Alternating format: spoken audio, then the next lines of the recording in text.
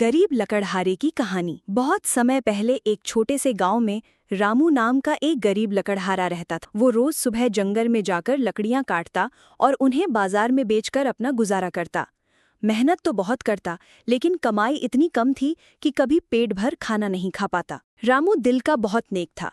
वो हमेशा दूसरों की मदद करता, चाहे खुद भूखा क्यों न रहना पड़े। एक दिन वो जंगल में पेड़ काट रहा था कि अचानक उसकी कुल्हाड़ी नदी में गिर गई। रामू घबराकर नदी किनारे बैठ गया और दुखी होकर बोला, हे भगवान, अब मैं अपने घर का गुजारा कैसे करूंगा? यही मेरी रोजी रोटी का साधन था। तभी नदी से एक देवता प्रकट हुए। उन्होंने रामू से कहा, मत रो बेटे, मैं तुम्हारी मदद करता हूँ। देवता ने पानी में हाथ डाला और एक सोने की कुल्हाड़ी निकालकर रामू को दी। रामू ने सिर झुकाकर कहा, ये मेरी कुल्हाड़ी नहीं है महाराज। फिर देवता ने चांदी की कुल्हाड़ी निकाली। रामू ने फिर सिर हिलाकर कहा, ये भी मेरी नहीं है। अंत में देवता ने रामू की साधारण लोहे की कुल्हाड़ी निकाल कर दी। रामू खुशी से बोला, हाँ, यही मेरी कुल्हाड़ी है।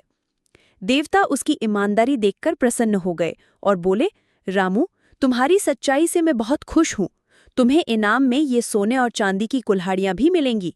रामू ने उन दोनों को लेने से मना कर दिया, लेकिन देवता ने कहा, तुम्हारा दिल साफ है, इसीलिए ये तुम्हारा हक है।